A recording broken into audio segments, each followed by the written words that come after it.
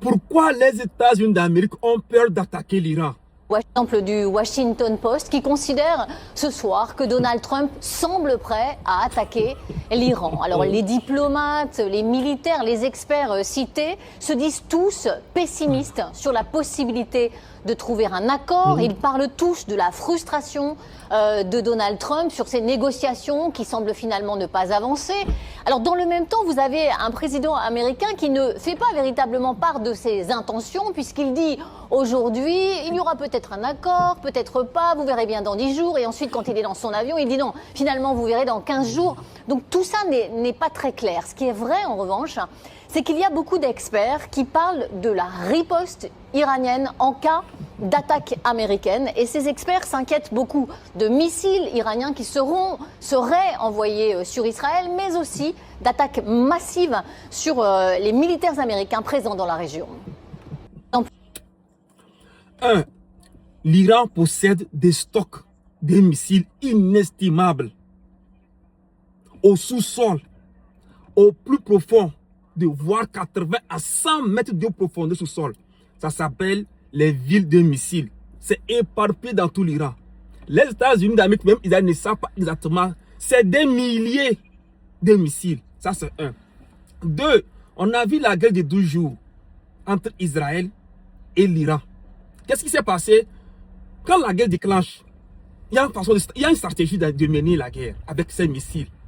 Malgré que les États-Unis d'Amérique ont déployé les matériels militaires, par exemple, l'exemple du bateau, le plus grand bateau de guerre au monde, Abraham Lincoln.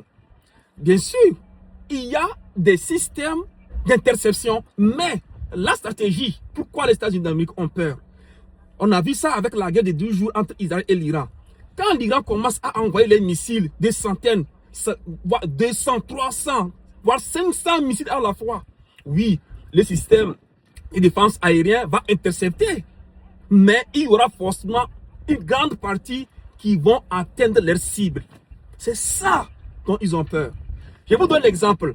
Imaginez l'Iran faire couler les bateaux américains. Ça serait une honte, une grande honte de l'histoire des États-Unis d'Amérique. Ça ne s'est jamais produit.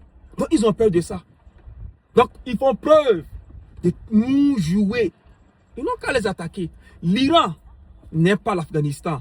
L'Iran n'est pas l'Irak. L'Iran n'est pas la Libye. L'Iran, au niveau du Moyen-Orient, dans la région, possède des milices. L'Iran a des milices qui travaillent pour elle.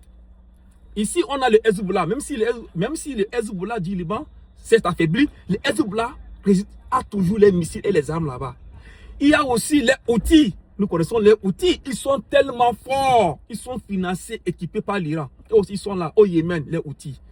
3. Il y a aussi ceux-là qu'on appelle les révolutionnaires. Ils se trouvent en Irak. C'est-à-dire que l'Iran a des milices positionnées un peu partout. Et ils tous, ils sont là à attendre que l'Iran donne l'ordre. Et cette fois-ci, l'Iran a dit, si vous nous attaquez, vous avez vu jusqu'alors, l'Iran n'a rien fait. Si vous nous attaquez, nous allons foutre le bordel. Donc, on va attaquez-les. Vous aurez la honte de votre histoire. Les États-Unis d'Amérique, trop, c'est trop. Portez-vous bien.